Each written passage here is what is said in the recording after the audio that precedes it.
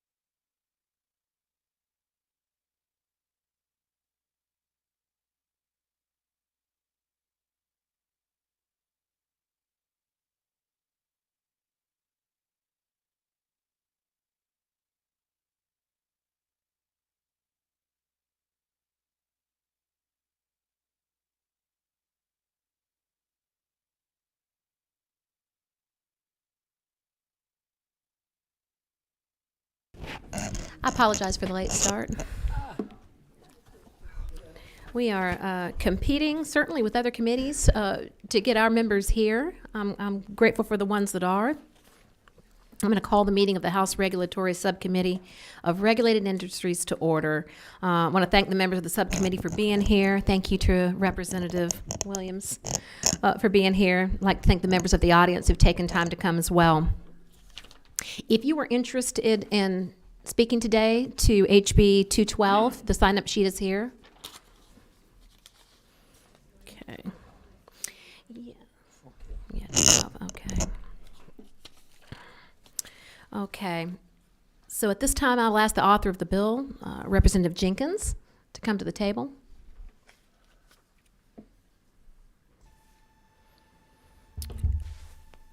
And I believe we're working off of, is it LC 365400?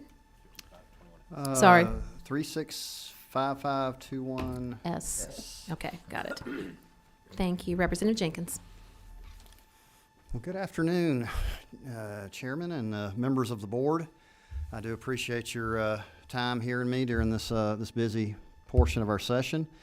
I'm here to present House Bill 212. Of course, this is our second hearing. The bill has changed a bit since we last got together. There were two bills that were assigned to this committee. House Bill 349 that Barry Fleming was carrying, and then this House Bill 212. And so as a result of the fact that the subject matter was so similar and overlapping, these two bills were combined into one. So one of them was an agency bill requested by the Cosmetology Board to modernize their code, which pretty much rescinded and then rewrote the code that establishes that organization and regulates cosmetology, and then 212, which reduces the regulation required for niche beauty services. So I'll be brief because I know I've already talked a lot of this stuff, but I just want to kind of go over a few things regarding niche beauty services. What are they? Blow dry styling, washing, drying, arranging hair. It's not cutting, dyeing, or chemical processes that alter the structure of the hair. Very important component there. This is braiding, and I won't go into the definition of that. I'll define it later if you like. Threading, which is removing facial hair with cotton thread. And makeup application, the practice of applying cosmetics to a person's face. So these debates so often divulge into what the bill is not. So I do have to state, this is not cutting, this is not dyeing, this is not using chemical processes to alter the hair. We even talked about some things that weren't even done by a licensed cosmetologist, acid peels, stuff like that. It has nothing to do with any of that stuff. This is just simply the things that I mentioned. So entrepreneurs will benefit from this bill. Currently, cosmetology laws, to do any of this, you have to have one of three licenses, requiring between 1,000 and 1,500 hours of training. Costs about $17,500 to go to a beauty school. And again, this bill just allows people to do these basic services without completing that level of training. Very common exemptions. 32 states exempt it in some form or another. This is changing nationally. A lot of states are reconsidering and changing the degree of regulation that they do to these industries. And there's a lot of lawsuits. This is definitely in play all over the country in our courts. And we talked about 5 states that have changed their regulation of these industries as a result of losing lawsuits, which is, again, in my opinion, the last way we need to regulate industries in Georgia is by losing lawsuits because our regulations were unreasonable and overbearing. So shared a lot of personal stories, and we talked about a lot of, the inconsistency of what we regulate with some very dangerous and things that we don't regulate. And, just how important it is with death, birth, marriage, divorce, recessions, and disability. And I talked about how my family went through about most of those things, and how being able to just be allowed to work allowed us to get by, and my family to raise 5 kids, and how important it is for, how these events affect the poor among us the worst, or with the people in the lower economic levels. So the other big issue here is the burden and the amount of training. I think health and safety training is never bad, but when you pile it on to an unreasonable level, that is when it becomes an economic impact. I'm an air ambulance helicopter pilot, and I think I get about a day. We discussed the restaurant industry, and I've looked into what EMTs get, and that kind of leads me to the last point, that basically we continue to have the health and safety argument. So in interest of moving this along and recognizing that is a legitimate concern, that is something we've added to this, is a requirement to do 3 to 4 hours of health and safety training. We don't want to create additional regulations and have all the second and third order effects of requiring state agencies to keep up with another group of regulations. So basically, the difference, what's different today than what you heard the other day, is that this will require 3 to 4 hours of health and safety training. These courses are to be picked from those already approved by the cosmetology board, and then proof of completion of those courses will have to be kept on someone's person while they're doing these services to allow them to practice. So I spoke before that we're combining 2 bills. We talked HB 202, which was primarily dealt with deregulating, for lack of a better word, these safe cosmetic practices, but that's been combined with the actual agency bill, and we have people from that organization here that can probably talk this better than me, but it essentially revokes and then reestablish it. It modernizes the language and provides a lot of upgrades that they requested. So I think I've kind of talked all over it, and pending your questions. Thank you. I think you do have a question, Representative Maynard.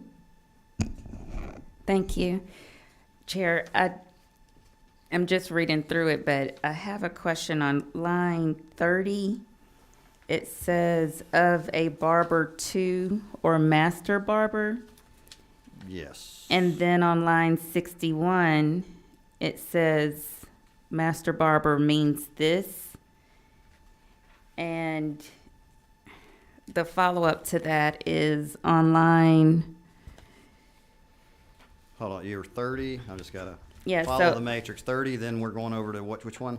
So line 30 says barber to or Got it. master barber. Right. And line 61 Correct. says this is what a master barber is. Correct. And then on line starting on 80, well, really 87, it says the practice of barbering two is this. I'm going to get to something in just a minute. And then on 136, it says School of Barbering 2. And then on 149, it says Master Barbering. So with all that being said, I'm just trying to understand on line 30, when I hear Barber 2 means Barber 2 or Master Barber. So the sentence starts with, on line 28, it says Barber 2 apprentice means, and the end of the sentence is Barber 2 or Master Barber. And so if barber 2 is a barber 2 and a master barber, but then on 61, master barber has a separate definition, and then 136 and 149 are saying different definitions for barber 2 and master barber. Is my Okay, question clear? Yeah, let me flow through what you're looking at, so I can answer intelligently. So the first thing, is primarily a series of definitions where we talk about what the various practices, the terms used for them. Right, I guess and the then we talk question about is, what they're doing. So then and then the practice of means the various services. So, and then we're over to 130, I think was the next, or 136. Was it 130 or 136? it was 136 and 149. So the school that we're 136, we're talking about the school of barbering, which basically means, we're addressing the training programs. Let of me barbering. interrupt you real quick. So the real question is it saying barber 2 and master barber are the same thing?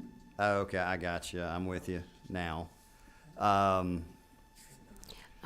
Representative Jenkins, let me maybe give Representative Williams a chance to chime in here. I think he has something to add. I think the expert probably do better, but barber 2 is the apprentice because you're working toward being a master barber. They're definitely different. You can, and it might not be an apprentice, but I do know that there's a different classification. It's 2, and then you get to master barber after X number of years that you've done the right thing. Right. But they are not the same, definitely. And I tell you, the agency would probably be best to answer because there is nothing I did to address any of that in my bill. Well, I'm just wondering. But I can read through it like No, y'all no, no, can no, no. and- We got and- someone here. Don't start again. Okay, thank you. I see no more questions. Do we have? Yeah, I do. We're gonna get it. And I think there are people signed up to speak that can probably very clearly answer that. I think so. I thank you, Representative Jenkins. Don't go far. Okay. Thank you. Let's see here. We've got some folks signed up. First on the list is Kay Kendrick. Kay, if you'd like to come to the podium. Thank you again for having me and allowing me to speak before you. And first of all, I'd like to tell you a little bit about, can y'all hear me? Sean, they were looking at you. Did you want to say something, explain? I apologize. I'm so sorry.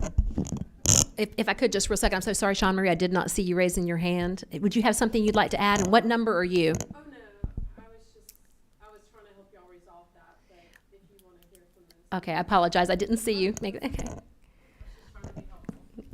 Okay, Ms. Jenkins. Okay, my name is Kay Kendrick, and I chair the Cosmetology and Barber Board. I've been on that board since 2004, and I've been appointed by 3 governors who swore me in to protect the consumers and the public of this state. I pledged on a Bible to do that. Our board governs 87,445 licenses.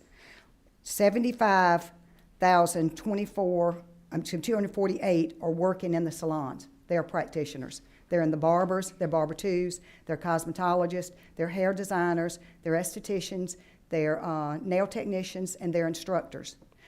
The barber 2, to answer your question about that, barber 2 is a barber that doesn't do, they don't do all the chemical services. They will not do anything but shaving, cutting, and styling hair.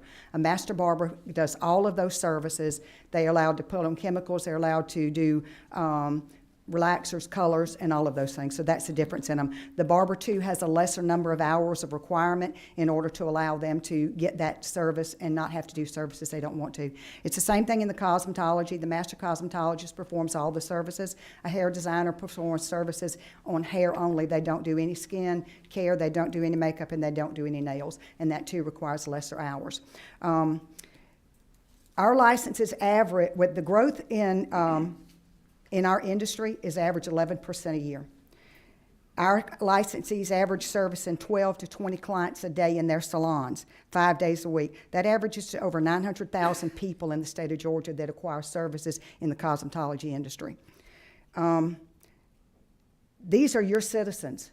These are our citizens. These are our constituents, and these are the people that trust us to protect them and to protect their interests, as well as the consumers. The cost of schools range from $5,000 to $23,000. And I hear the argument about not being able to go to school, but anybody in the state of Georgia can go to a technical school and get an education for around $5,000. There are no barriers. They can get grant money, they can get Pell money, they can get Hope scholarships, and they can also get scholarships from schools after graduating. And they also have federal funding for VA and other fundings that are out there, displacement funding for people who lose a job in industries. They can go to school for free. There is no barrier financially. They choose which schools they choose to go to. And if they want to go to a private school that costs a little more and get a little more education, that is their choice, but we don't demand that. The average school, the technical schools, we have schools almost all over the state of Georgia in every location where they can go to, and we have a number of private schools. We also have cosmetology in the high schools now under the technical trades courses. By the time they graduate 12th grade, those students can be ready to go to cosmetology board and take their exams. That does not create a barrier for them. We train,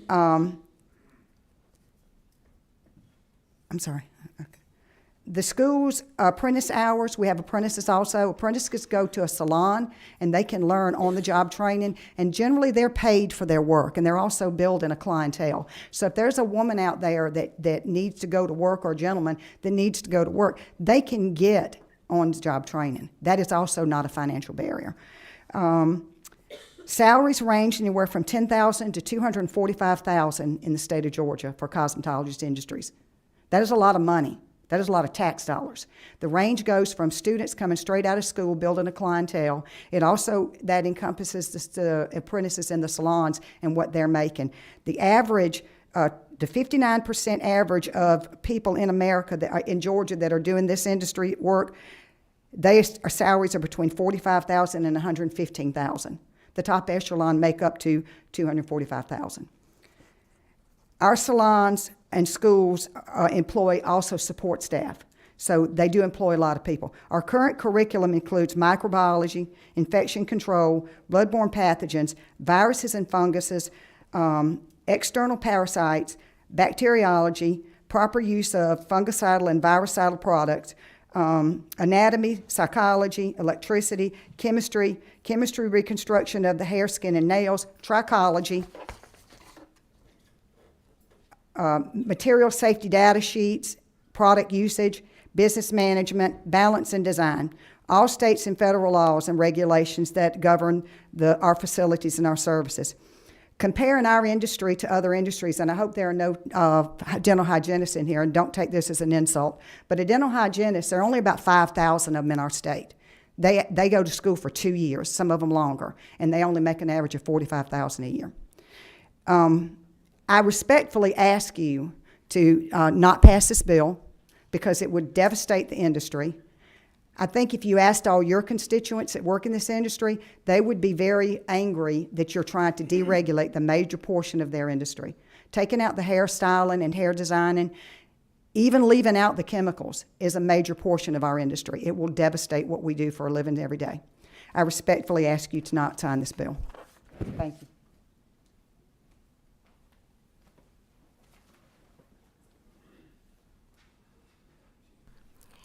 Thank you. Chairman, I'm sorry, Representative Williams. I just wanted to ask, I didn't realize the income level. Am I too old to get in one of those courses? You're talking about some real paper. When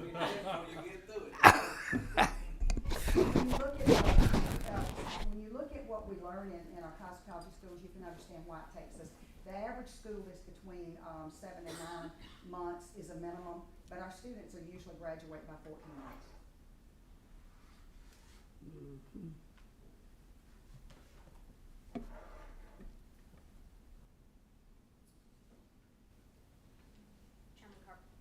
Chairman Carpenter.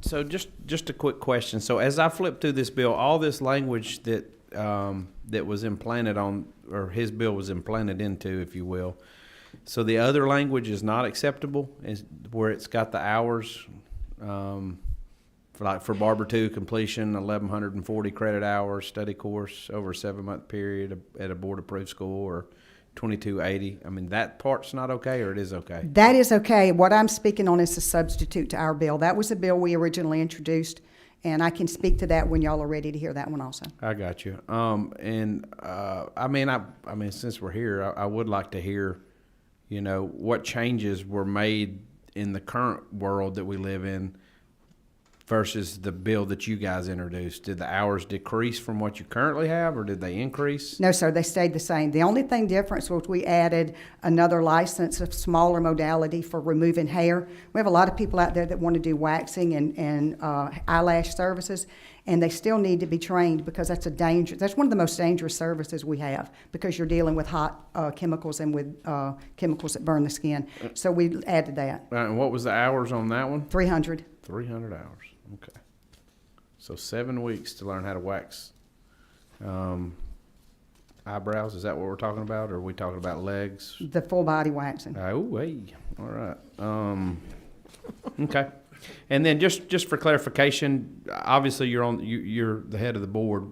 Daytime, what's your day? What do you do during the day? I own and operate a salon in Thompson, Georgia, and I've been in business for 45 years. Okay. And do you do school as well? Do you do a kind of a joint schooling with it? Or? I have taught continued education and platform education for stylists at trade shows for almost 40 years. Okay, but your actual salon is not a No, it's teaching not salon, no. if you will. Well, I have apprenticed 17 people in my career, and all 17 of them went on to open their own businesses and make a good living. Cool. Thank you. I appreciate you. Thank you.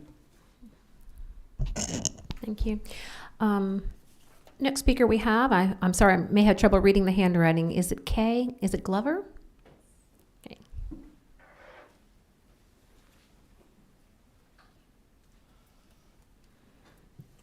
Good afternoon. Thank you for hearing me. It's Key Glover. I apologize. It's okay. I just want to piggyback a little bit of what Kay said, Ms. Kay. I am a licensed master cosmetologist as well for 20 years. I have been doing international platform hairstyling for 3 multi-million-dollar brands in the hair industry. And when it comes to licensing and being in this field and having a niche, I'm a woman of color. I train women that braid hair, and they have communication barriers. They want to learn more things about skin and taking care of the hair and shampooing the hair. And if they don't have that ability to get the training, they risk braiding hair that may have an infectious scalp. Treating or styling hair that may have things that's contagious to them in their salon atmosphere. Why it is important to me as a professional who's been doing this for 20 years, I see a lot of clients come into my current salon with scalp conditions from dermatitis, psoriasis, dandruff, which is people think I have dandruff, which is a disease that's transferable. And if you don't have that proper training in place before getting into a salon, you will go ahead and just shampoo or come in shampooed and we'll style your hair. But those things need to be identified by your eye, knowing what to look for in those cases so that you can protect your business, also continue in this career. Like Kay said, I have been blessed to be able to make over $100 grand a year. And that's because of my education. Knowing what I know, and in these different platforms, we can't go farther if you weren't working on set or if you're educating without a license. To be a part of set work, all the beautiful movies that we watch, Marvel characters, I've had the luxury to work on those sets. I cannot be a part of that union without holding a license. And they are very strict about that, and that's important because they want to know that you are doing what needs to be done to make these actors and actresses look phenomenal, also in taking care of the hair, taking care of their scalp. And if you take out or deregulate certain very foundational principles in this industry, you're taking out the whole part of the experience that our clients come in to experience. They want to make sure that when they come in that they are taken care of wholly. I'm just not getting my hair done. I'm not just getting the wax, but I know exactly that you know how to treat my skin, protect my skin, and protect yourself in this industry. So I do not agree with this bill at all. I think it is saddened to see people, women of color, to be able to just not be taken care of, or anyone for that matter, to go into a salon and not get the proper care when they're getting service provided to them. Thank you. Thank you. And Ms. Glover, if I could ask you just a quick question. Yes. So in terms of what you're describing as identifying these health and safety concerns, you're saying that is part of your training Yes. for your It's- licensure, and is that's through a health and safety course that you take? No, in school, I educate in the school as well. The first 350 hours is required. That's the foundation. You get your shampoo, blow drying, you getting safety, you're getting hygiene, you're getting knowing how to use tools and equipment, how to manage heat control on the hair if you're doing wax or esthetician work, how your wax, what temperature the wax should be, how to test it on yourself, knowing these things before even touching a human. All this is done on a mannequin or with your counterpart in that classroom with you. And if that foundational things in these niches is just taken out, that's not helpful. These people are, going into salons or into their own spaces or even at home, and they're just doing hair or I'm waxing, and they don't have the education. Maybe it's a client that you can't touch, and you don't know that because you have skipped 350 hours. And with the natural hair culturist certification, that's one certification that they can get. That's less than 400 hours. Will you take a question? Yes. Chairman Carpenter? Thank you very much. So are you currently on the board, the State Board of Cosmetology? No, I'm not. I'm just an educator. I got you. Okay, so my question would be, obviously, I'm on the chairman of Creative Arts and Entertainment, so movies kind of perked my interest a little bit. Okay. And I just didn't know if you happen to know that, just looking at the language that the board supplied, and not my friend's language here, that in California, in fact, a cosmetologist only has 1,000 hours of credit study versus 1,500 in the state of Georgia. And an esthetician is 600 versus 1,000.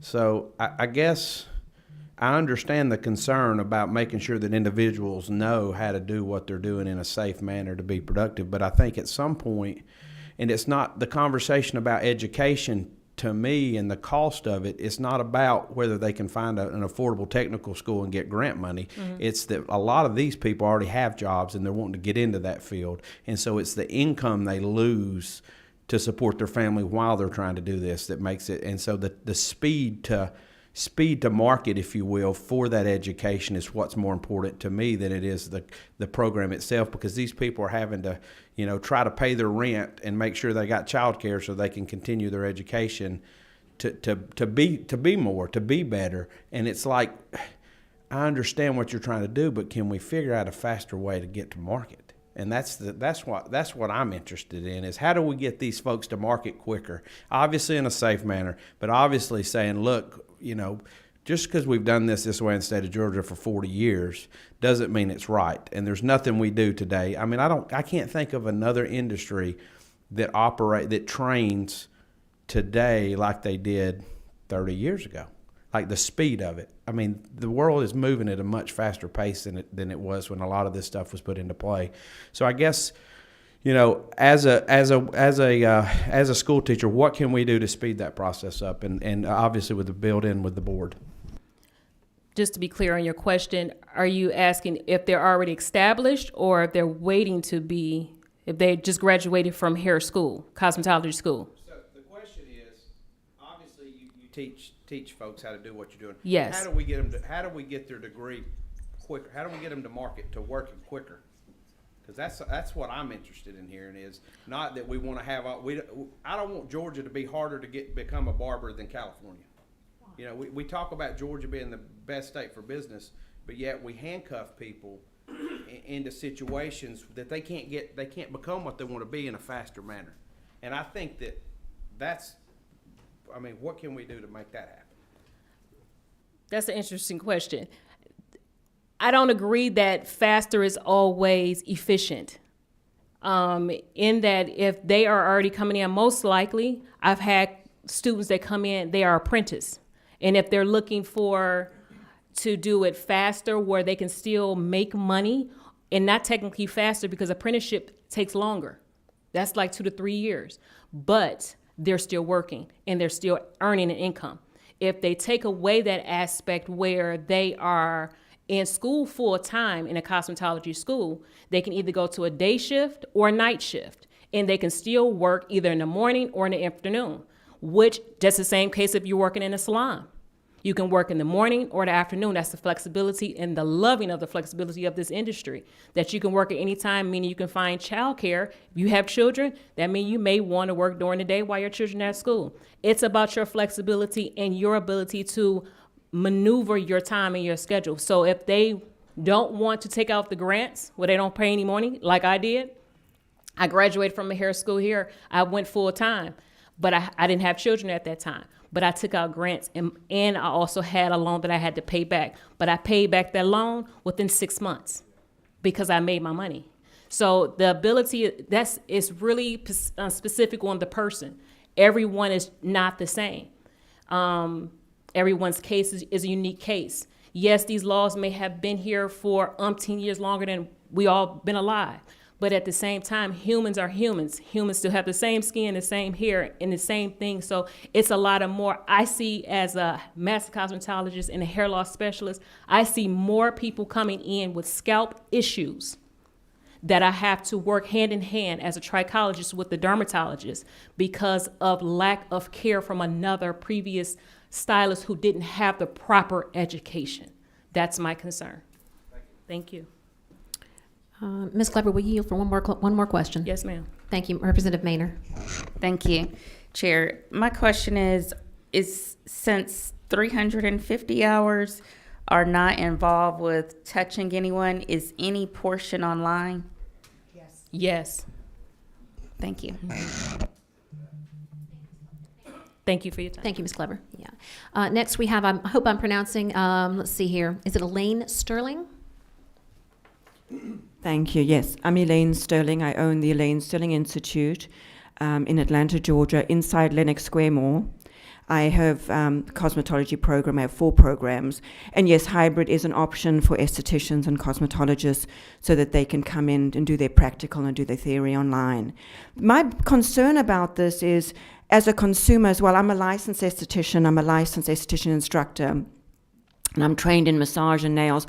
And I trained overseas in South Africa. And by the way, South Africa is 3,000 hours for aesthetics. So I was very thankful when I came to Atlanta that Georgia has these hours and the proper training.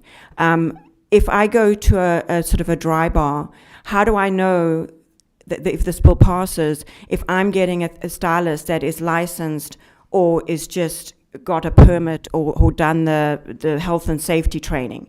Now, I'm not a cosmetologist. I can tell you I cannot blow dry anybody's hair. So I don't know where does this training come in to be able to do this? Also, health and safety is a huge concern, and Ms. Keys, you were excellent in what you said. You know, the training that goes into be able to recognize disease and disorders is extremely important part of the training. And most of my students are single mothers. I think the beauty industry makes more female entrepreneurs than any other industry. And if it was so easy, everybody would do it. It's not easy. We do have to do the hours, and then we get amazing jobs in this industry. This was a career choice for me. I did work in the industry. So I really want you to consider that this is not helping, this is hurting. Because just going straight into the chair is not helping our industry. I think through licensure and training, we are raising the bar. And we do chemical peels. I'm not sure where that was in the bill. He talked about acids, but we do chemical peels in cosmetology and in aesthetics. So as far as training goes, does anybody have a question for me? If I could, Ms. Sterling, I think to clarify the issue about the chemical peels, I think that the point that, and correct me, Representative Jenkins, if I'm wrong, but that was mentioned previously in a committee meeting, and this bill does not permit chemical peels. I think that was the distinction. Thank you. You do not appear to have any questions. Thank you very much. Next, we have Brian, is it Purdue? It is, yes, thank you so Great. much. I appreciate allowing me the opportunity to talk today, and I am the owner of the Kuhn Academy, which is a cosmetology school in Gwinnett County. I also have 6 salons and employ about 200 people, 140 being hairstylists. I've got a consulting firm that I work with salon owners across the country called 124Go, and I've even developed an app for the industry that we partnered with a major point-of-sale company. This is 36 years in the business, and a little bit about my background. I've got 4 key points today that I'll address, sort of listening to this. I just found out about this yesterday. First of all, when it comes to cost, I know Representative Jenkins, you used a number of 17,500 plus, and I would be one of those schools that would be of a higher cost. But again, what I would say is that it is absolutely an elective thing. In fact, we have a waiting list of students that sign up for us because they're looking for the best education. But at the same time, I've also served for quite a few years. I'm not actively now, but for years I was on the advisory board at Gwinnett Tech, specifically on the cosmetology board, and we ran an incredible program there, with students, and the cost was very minimum. Also, I'm a product of getting this industry because of my wife. My wife graduated from South Georgia Tech down in Americus, Georgia, with a cosmetology degree, and it literally cost her nothing to go at the time. And we both started out married in a trailer with nothing, and I watched her become more successful financially than me in our early 20s, and that's what led me into the industry after college. I did go to cosmetology school at 27 to learn the industry, and have really dedicated myself to the betterment of hairstylists and the betterment of this industry, which is also predominantly women. And I love trying to be a champion and an advocate for helping, again, these people who a lot of times come with challenging lives, looking for an opportunity, and that's what my life has been dedicated to. So first of all, the barrier of entry financially can really be overcome if you look at the vocational school, and those that want to elect to come to a higher end school, that certainly is there, and hopefully we earn our keep. That's driven by the consumer, and if they don't like us, they've always got the option to go for free. The second is going to be, I listened a little bit to the last time when we talked about injury. Yeah, there's certain things where there was talking about people falling off ladders and things like that. That's self-harm. We're not talking about self-harm here. We're talking about one person that is doing things that can potentially do damage to another person. And that's a serious issue, and that does require oversight. And I applaud Mrs. Kendricks for her service with our State Board of Cosmetology and the oversight that they give to our industry. And that's there to protect the consumer, which it should be. And I think the licensure, and again, is a key important thing. And there are things here that can create problems and harm to the consumer. So I think oversight is accurate with that. The next is going to be, let's talk a little bit about the financial implications. I hear about trying to speed up the process. Well, the reality is this is an art form, and it takes time to develop. And if you go to deregulation and just for the expense of trying to speed things up, what you're doing is you're not raising the standards of income for people that have these proposed barriers. You're actually lowering the standards for those that are already in the industry that have done the things that they need to do by deregulating and allowing people to open up establishments with no licensure whatsoever. Not only are you not protecting the consumer in that way, but you're actually doing a disservice to all of the women that have gone through and raised their expertise, raised their clientele, built their money, and now you're deregulating with the potential to flood the market with people that are just going to do anything. So it's actually the inverse relationship if you want to try to approach it from the standpoint of helping people financially. That's not the truth. Also, when it comes to establishments opening with no licensure, it's going to be a natural element that they're going to expand services, just like what Ms. Kendricks proposed. The consumers are going to want more things, and when they say, I need this and I need that, are you kidding me? Somebody's going to be there to watch that? That's a natural progression, and it's going to lead to what I call the Wild Wild West as an analogy of anything goes when you have these unlicensed establishments with nowhere for the consumer to go once you have no regulation over it. And it would take massive regulation or people monitoring this. It's just not available at this point. That's not truth either. That's what's going to happen, okay? I also would say that, again, to address the faster, again, I really say it takes time. Just because I want to throw it out there to lower the barrier to entry doesn't mean that's a good thing. Again, when they come and when they learn from us, that's where your money comes from. It's learning the skills. It's actually helping people by giving them that opportunity to have education again. And you've got that opportunity with a lot of flexibility with scheduling and with low money involved, especially with all the grants and things available, by going to our technical schools if that's what they need. And that gives them the opportunity, because of some of the requirements that they'll learn, not just in our industry, but it actually betters them as people and the opportunity to hold employment in various careers if they do have the education that comes through our technical school system. Also, I would say that there are available different licenses now with different hours, as of, for instance, hair design versus master cosmetology. There are options for different lesser hours available for licensure that our state board has worked on through the years. And again, I think Mrs. Kendrick could speak to that way more than I could. So the last thing that I would say is, again, with Mrs. Kendrick being the head of our state board, she has put massive effort, from my understanding through communicating with her, several years in diligently trying to put together a proposal to present that's being knocked out. And I think from the standpoint of our industry, understanding the consumer, understanding the needs of our cosmetologists, for the women that are trying to get in this industry, for the protection of everyone, I would propose that what she has put into play is way more practical and knowledgeable than those that are not part of our industry, that are just trying to speed things up. So I appreciate the opportunity to speak, and if I've got any questions, I'll be glad to answer. Thank you. Will you take a question? I'll be glad to, sure. Representative Maynard? Thank you, Chair. I have two questions. The first one is, with this current bill, is there a minimum age what's the minimum age that you can do these services without a license? They can start learning at 17 and take their exam at 18. The exam for what? You have to be a licensed exam to get your license. No, but this bill is about deregulating. Okay, that's a substitute for my bill. Yes. So this, to clarify, this bill deregulates certain portions of this. This bill does not deregulate cosmetology, and for a lot of the things we've been talking about for the last few minutes, I highly encourage, that I would think licensing would be appropriate and something a professional would pursue.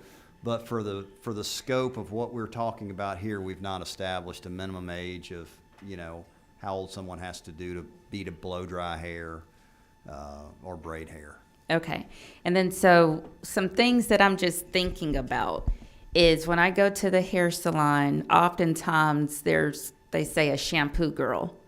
And so if my daughter wanted to go to a salon to be and I hate using the word shampoo girl, but that's what they say. A shampoo assistant, sure. That's a shampoo assistant. respected position to start out, absolutely. And so if my daughter is 14 and she goes to be a shampoo assistant,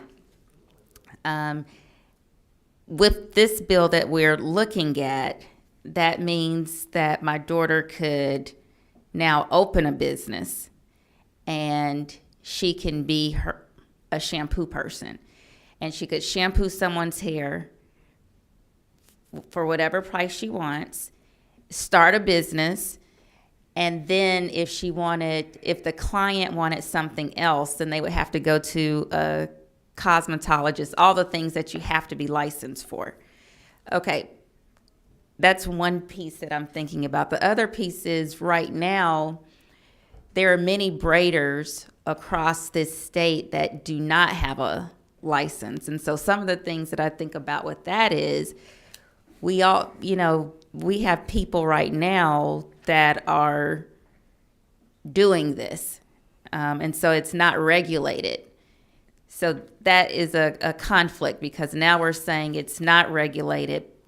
Well, we're saying we're not going to regulate it, and I'm saying people are already doing this without a license. The other thing is, in the bill, is it saying that the shampoo assistant can also do electrolysis, the hair removal piece? Okay. So I can't answer that question, to be honest with you. I mean, I could look through the bill and give you the answer, but I had nothing to do with electrolysis in the bill I'm proposing. Okay, I saw it somewhere. So the last question, Chair, is in physical therapy. I'm a physical therapist, so within our scope of practice, a person cannot go out and claim to be certain titles, right? And so if my daughter is 14 and she opens her business, I feel like, you know, I have no control over if this bill goes forward or not. But if it did go forward, my 14-year-old daughter and anybody else, they need a title in order to not confuse people. The public needs to know that they need a title. And then also it needs to if someone just wants to go to my 14-year-old daughter that's a shampoo girl, I get what Chairman Carpenter is saying. This could open up business for people, but it needs to be like a warning. I am a shampoo girl. I have no license to do anything but do this. Like, I don't know if it does need a license to say you're not part of this other regulated industry. You know, normally the colors are aqua blue or something like that. It might need to be red. You know, I don't know. I'm just saying that. May I speak to this? I'm not totally against it. I'm not totally against it, but I think that there's a caution that needs to be part of it. Thank you. We have another question. Representative Williams. Thank you. I've been listening closely, and I'm just not quite sure right now. I do know this, that I like people to be qualified to do what they do to other people. If I had my brothers, all these folk out here who call themselves doctor and paid $1,200 to a school to get it, but lose it overnight. Because we've lost control of the use of the word doctor. Everybody's doctor, such and such a thing. There has to be some semblance of oversight. Has to be. Because I don't want to. I love the cosmetology and the barbering field because I've seen it give people an opportunity to really excel in life without a 4-year degree. It's been fantastic. Matter of fact, they were able to hire some 4-year degrees. So I'm still struggling with doing the right thing. I'm not a libertarian, so I believe in some regulation. I don't believe in over-regulation. I hope we can find a happy medium that would not jeopardize the health and safety of people and still be able to get where we need to be. Representative Jenkins, I appreciate you bringing the bill, and I don't know what I'm going to do between now and when we get to full committee. I'm all over the place, but I'm familiar with back in the old days. I don't see it anymore. Used to be a lot of ringworm around. And I heard all kind of cures, and none of it worked. And I would hate to have sent a child or a young lady to somebody who didn't understand ringworm. So I saw it reach almost epidemic proportions in the 50s and 60s. Just a thought.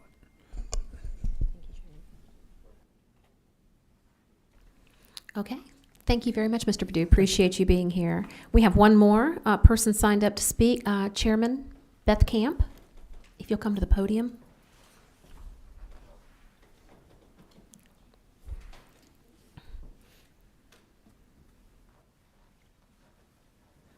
Good afternoon, Madam Chairwoman and committee, and I appreciate you letting me speak.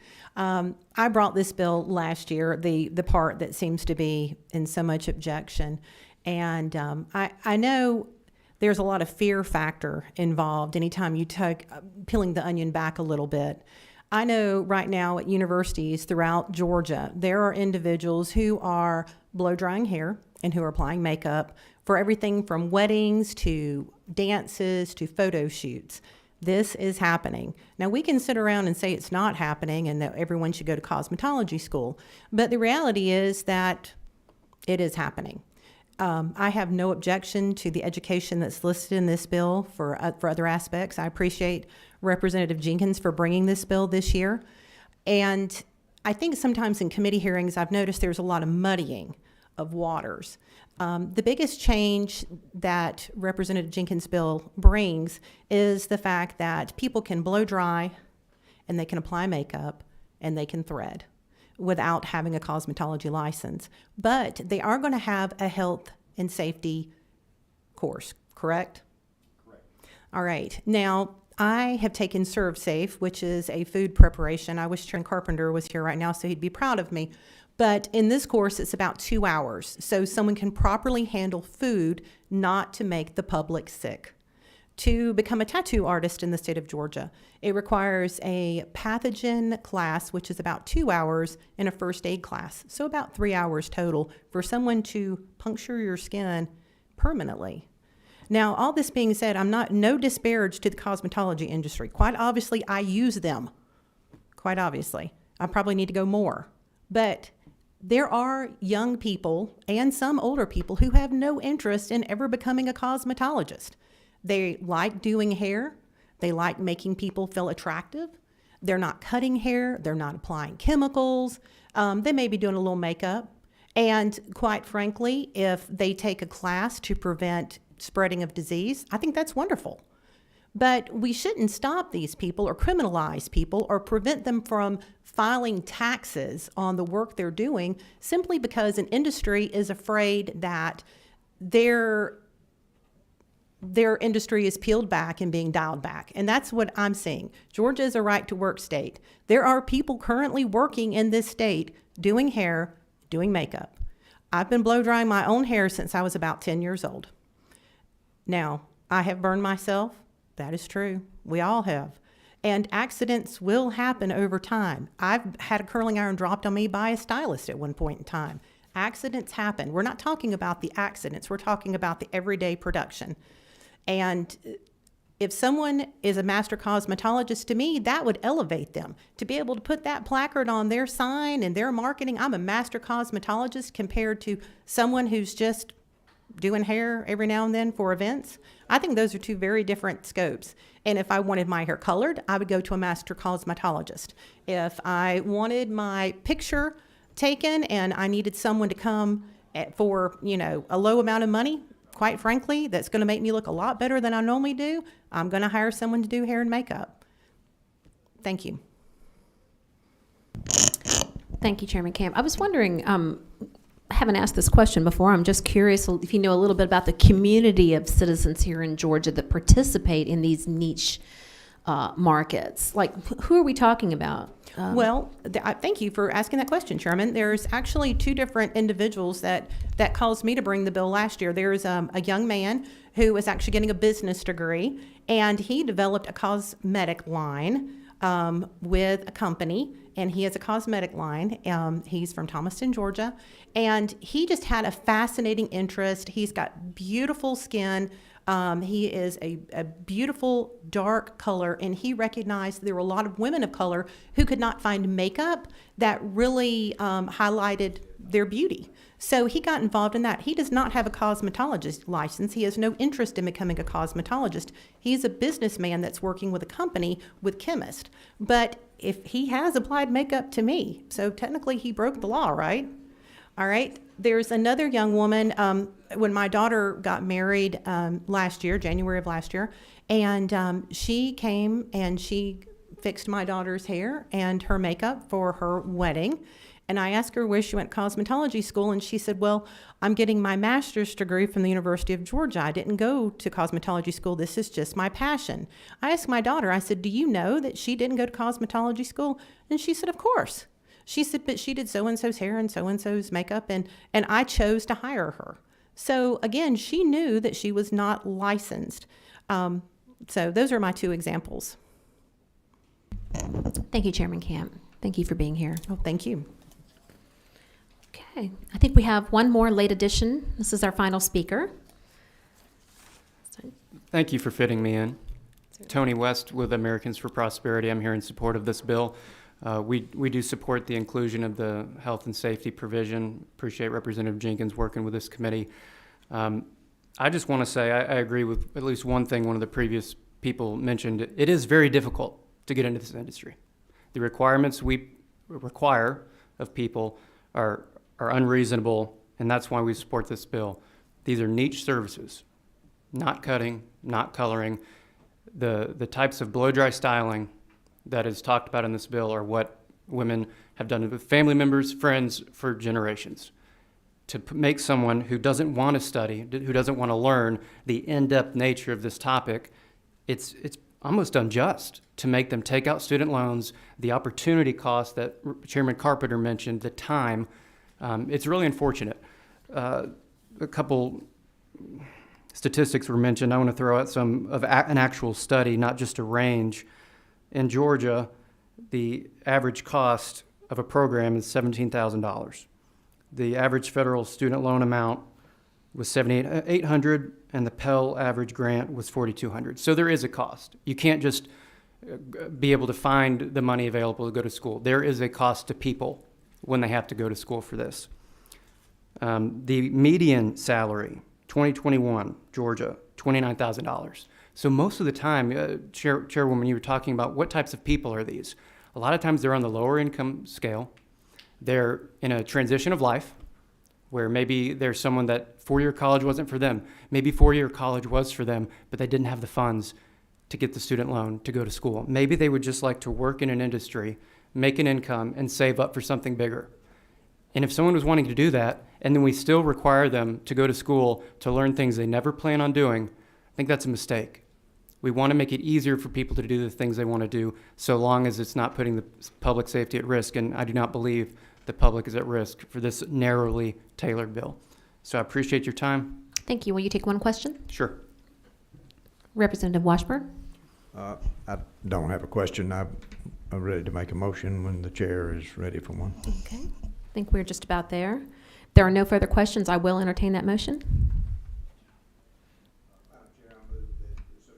Pass this out with a do pass recommendation to the full committee. Okay. Thank you, Representative. And do I have a second? Chairwoman will make that second. All those in favor of passage, please say aye. Aye. If you, Ray, please let me know, raise your hand if you actually serve on this subcommittee, because I know we have some visitors. I want to be sure we're counting the right. 1, 2, 3. Okay. All those opposed? Okay. This motion does pass. Representative Jenkins, thank you so much for bringing the bill. Appreciate your time here today. We're going to pass this bill along to full committee. Thank you.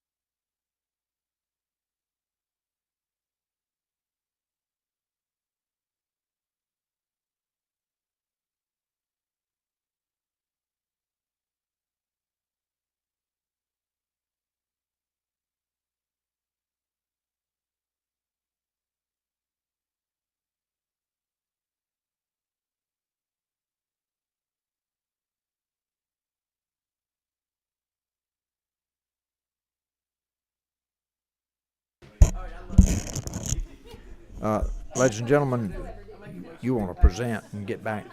Yeah, perfect. Ladies and gentlemen, we'll call this meeting to order. Chairman Powell has asked me to chair the full Regulated Industry Committee, and I do believe we have a quorum. And so we will call the meeting to order and recognize Chairman Chuck Martin, who will present a bill. Yes, sir. Thank you, Chairman Washburn. Ladies and gentlemen, this is a bill we had before you. We voted out previously in rules. There were a number of people, I think including perhaps Chairman Jaspers and the pro tem, that wanted to see us open this up a bit. If you recall, it would allow license by endorsement for the spouses of police officers, firefighters, and healthcare professionals for any license they get other than those three. And what this bill does, what we've changed is this basically allows licensure by endorsement for any category as long as it's not a firefighter, a police officer. I think it's actually the definition is a law enforcement officer, or a healthcare worker. So this actually is better for those that are trying to get a license and go to work.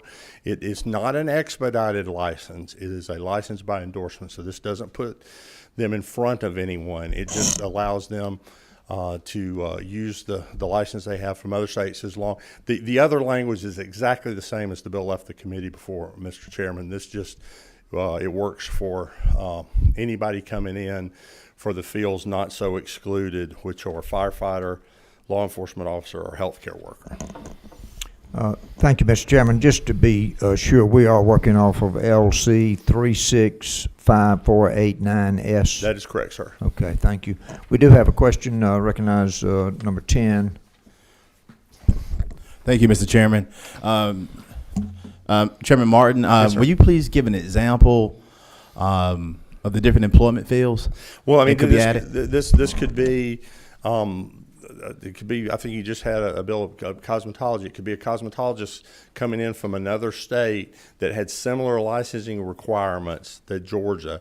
So what the bill would do is allow them to get their license without having to set all those hours and tests again, as long as they're, I mean, if you look on lines 53 through 63, those are the things that they have to do. They have had to move in from another state and establish residency. They have a current license to practice that occupation or profession in another state where the training, experience, and testing are substantially similar. That's on line 56. They're in good standing in the other state and not subject to any investigation or disciplinary action. So basically, you can't be a bad actor in another state and come into Georgia. And they pass any examination that's unique to the state of Georgia. So if there's a further requirement of the state of Georgia, they still have to pass that examination. So this is just to streamline the process and allow people to get to work faster in Georgia. Number 26. Yes, sir, Mr. Chairman. As a firefighter of 27 years and also someone that's been in the funeral industry and served on the state funeral board for 9 years, this is a very good bill because, you know, I want to protect the training that Georgia provides for police, fire, and healthcare. But our industry, i.e. in the funeral industry, is we're looking for people. And so this is a good bill. And at the proper time, I'd like to make a motion to pass. Okay, thank you. The chair recognizes you for that motion. I see no other questions, by the way, so the chair recognizes you for that motion. Mr. Chairman, I make a motion that we do pass a full committee HB 155. We have a motion and a second. Is there any further discussion on this motion?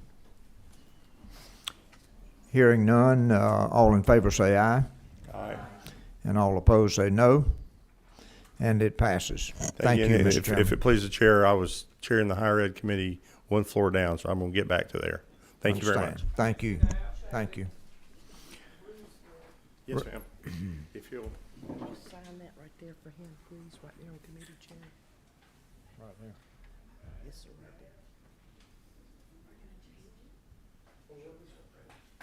Thank you.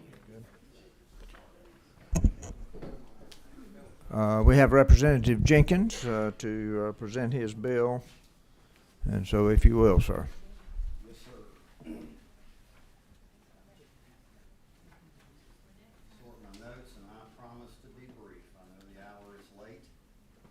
Uncross your fingers. What's that? Uncross your fingers.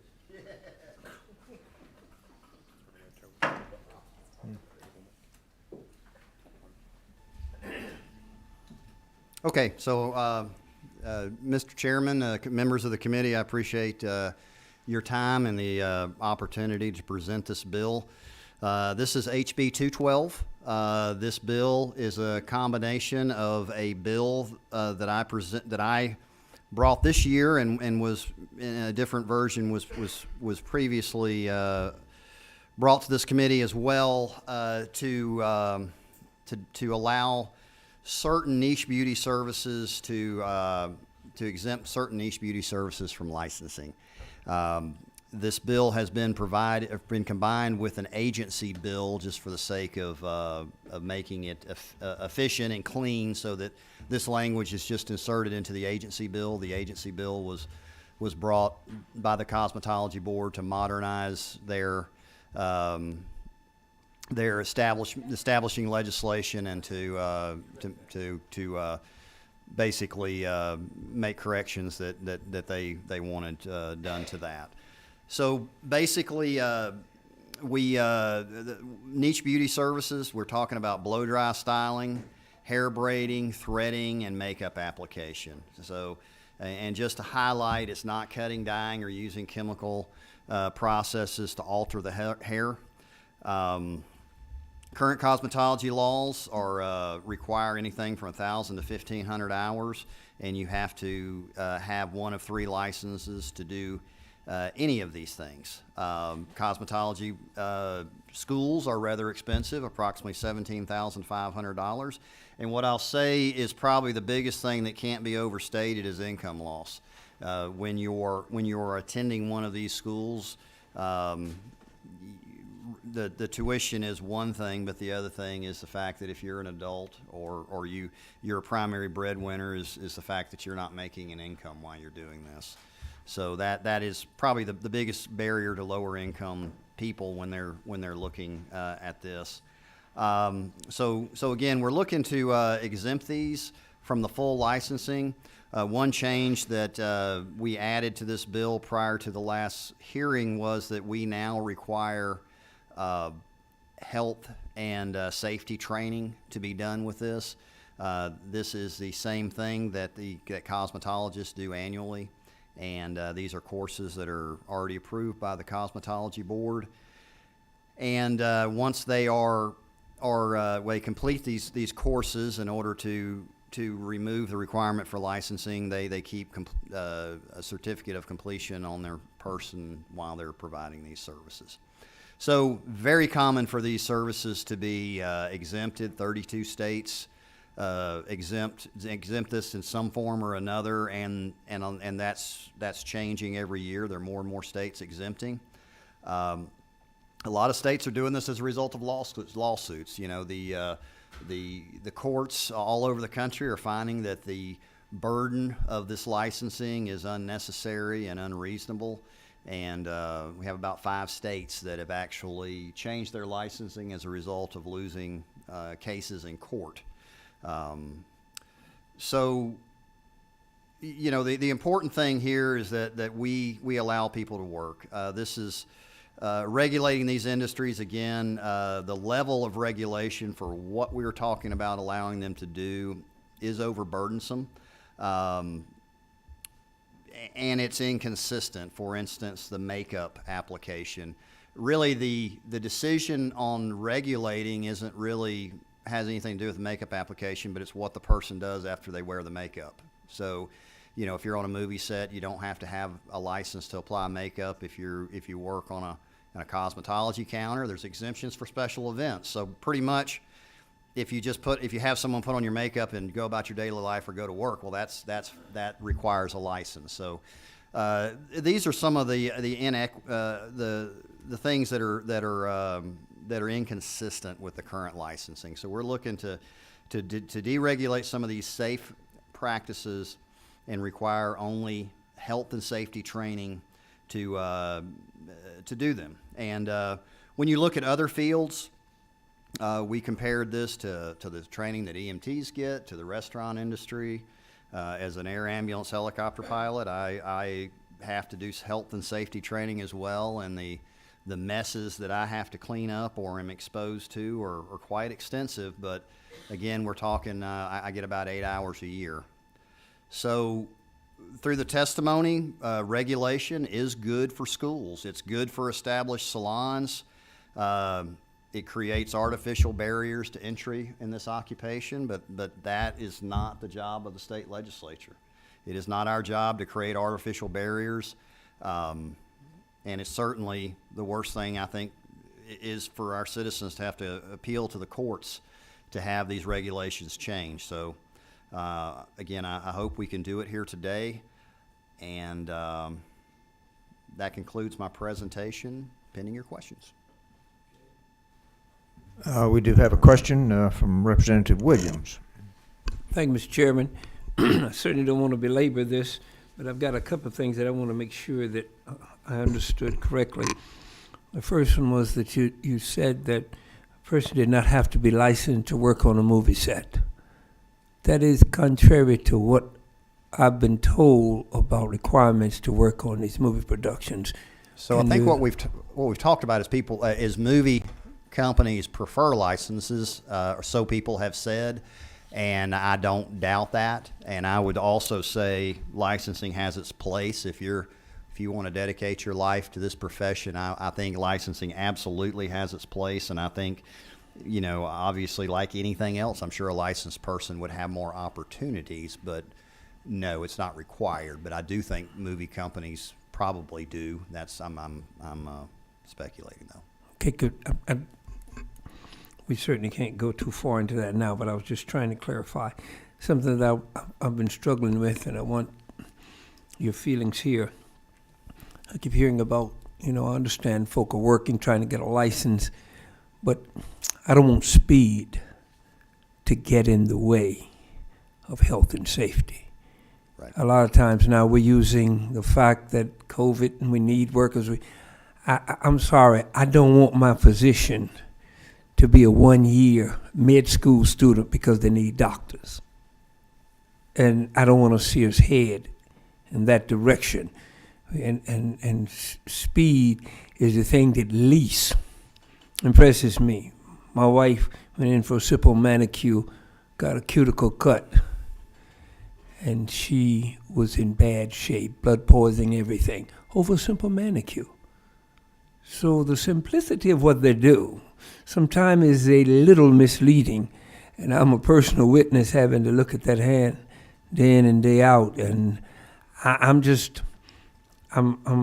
still struggling.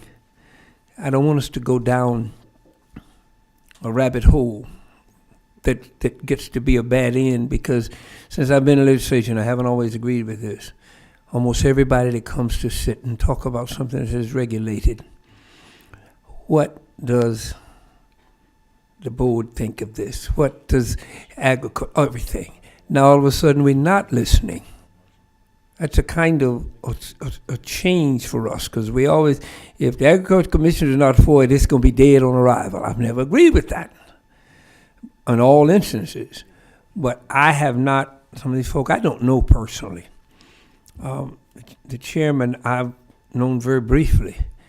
But 45 years of doing the actual job, not a bureaucrat, but 45 years of doing the job makes me want to listen to something you got to say, more so than folk who are not in the business. I'm just saying that I don't want to go down a rabbit hole that we're going to regret. And I don't care about folk in other states doing things, because I don't want to be compared to Mississippi, Alabama, South Carolina at any time. I don't care what they're doing. I ain't going over there and get nothing done. But I am concerned about Georgia. I'm very concerned. And for the first time in my legislative career, and I'm sure there have been others I've just forgotten about, we're taking a real move on regulations. Everybody's anti-regulations. Soon we're going to say, I'm not driving no speed limit because I've got a right as an American drive fast as I want to. That's the equivalent. There got to be some regulations. Safety is everything. Not sure how I'm going to vote on your bill, and I realize your passion. But I don't want you to sacrifice, if there's one person that was injured because an unqualified person worked on them. That's one too many. So just my feelings. I don't guess that was a question, but can I rebut some of that? Based on some things you said, that's all. Okay, any other questions from the committee members? We have thoroughly debated this in the hearing that you were here for earlier, and then again today in the subcommittee, and the subcommittee passed it out, of course, and that's for the full committee. I think I would like to, we have a list of 4 people here, but I would like for y'all, I'd like to invite y'all to choose one of you to make a brief statement as to your feelings about this. I think that's appropriate if you'd like to, but I would like for you to keep it brief. I'm going to allow you 3 minutes, and I think you can probably express your thoughts in that 3 minutes, so if you will, do that. Thank you, Mr. Chairman. My name is Kay Kendrick, and I chair the Cosmetology and Barber Board. It encompasses nails, aesthetics, hair designers, and barber too, and the schools and the apprentices. We have 87,445 licenses that we govern under our board. 248 of them are practicing cosmetologists. When you start deregulating an industry, you're going to have a lot of people that don't understand why you think what they do is irrelevant, that it doesn't require a governing license. I appreciate wanting to pull more people to work. I do that every day. I try to find ways where we can put more people to work at a more lower income. I was that mother with 2 children that had to work all day and go to school at night, and I did it without any help, without any, I struggled and paid it, but I did it. There's a way to do it. We have money that mothers can go to the technical schools and get their education. Some of them choose to go to the larger schools that cost more money. That is not a barrier. We also have apprenticeship programs that allow them to work and make money and learn the trade in a salon. I think when you talk about that it's not a danger to blow dry hair and put on makeup, every time you touch another human being, if you don't wash your hands, disinfect and clean your products and your tools, you potentially spread a contagious disorder and disease that can cause permanent damage and then sometimes their life. Thank you. Well, thank you very much. You didn't use but a minute and a half, and you did a good job in expressing your concerns there. Any other questions from the committee? Yes, ma'am. Representative Jenkins, I do want to commend you for the addition of the language on the health and sanitation course that's required, because I know that there has been some concern expressed here, just as Ms. Jenkins did just now, Ms. Kendricks did just now, that the concern about, the spreading of germs and that of that nature. My understanding is that the health and safety course is something that is even listed, I believe, on the state board's website, right? So this is an authorized course where I assume that all of those sorts of things in terms of sanitation, clean hands, spreading of germs, all of those sorts of things would be covered in that course. And am I correct in assuming that that is why you added that requirement, the successful completion of this course to these niche industries? Correct. All of those things are covered in the course, and this is the same course that licensed cosmetologists would take. So yes, that's why that course was added. Thank you for clarifying. Appreciate it. Point of privilege, Mr. Chairman, may I address that? My other minute? Yes, ma'am. In reference to the continued education program, that is 3 hours of continued education for licensed practitioners that have already learned how to protect the consumers from contagious disorders and diseases, as well as the chemicals that they can burn people with and maim people with. That is an update on education, like things like COVID, like when MRSA came out. We want them to not just go to school 30 years ago and not update their education on current infections and disorders. So that is only a 3-hour program. My biggest concern with us doing this, and even with we require them have that education, how are we going to govern that? If they're not registered through the state, if they have no licensure, if they have nothing, how do we regulate it? How do we make sure they're doing what they're supposed to do? The other thing is, if a consumer gets injured in a salon, those people will not have insurance. They will not have anything to cover an injury. Our licensees have malpractice insurance. If they have a problem, those people can sue them and get their money. In a private salon like that, they will not be able to do so. Thank you. Thank you. Number 10. Thank you, Mr. Chairman. And I don't know who this question is directed to, but I know I asked this question in the last subcommittee, not this last subcommittee hearing, but the one that we had on the previous day, is do licensed cosmetologists, do they have to be insured? That is a question that I would like to have answered. So as far as insurance, I can't, this bill doesn't deal with licensed cosmetologists, so I can't answer that. However, that's, certainly anyone providing services, that would be a decision they would make to protect themselves. The services that we're looking at have been determined to be inherently safe. So again, we talk about manicures. We're not giving manicures. We're not cutting hair. We're blow dry styling. We're braiding and arranging. We're doing threading, which is pulling facial hair removal with a cotton thread. And we're applying makeup, which is already, again, can be done without a license, depending on what the person who's having the makeup applied to their face is going to do after they have that makeup put on their face. So it's these are inherently safe practices. But as far as the need for insurance, certainly everyone needs to make that decision, based on their own their need to protect their own personal wealth. Did you have a follow-up? I don't, Mr. Chairman, but I would like to have Ms. Kendrick answer the question as well. Yeah, it's all right. In a lot of our services, we do have, our business insurance requires that we have malpractice insurance, yes. Our salons, in order for our businesses, we do have malpractice insurance.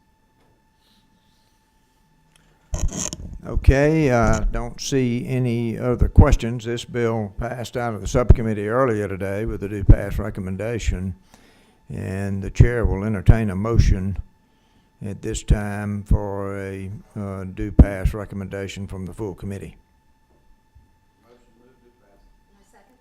We have a motion and a second. Is there any other discussion about this? All in favor say aye. And all opposed say no. Okay, I think we better have a show of hands. All in favor, raise your hand. 1, 2, 3. All right, that's good. And all opposed, raise your hand. And the chair votes to pass it out of the committee with a do pass recommendation. And that concludes our business, and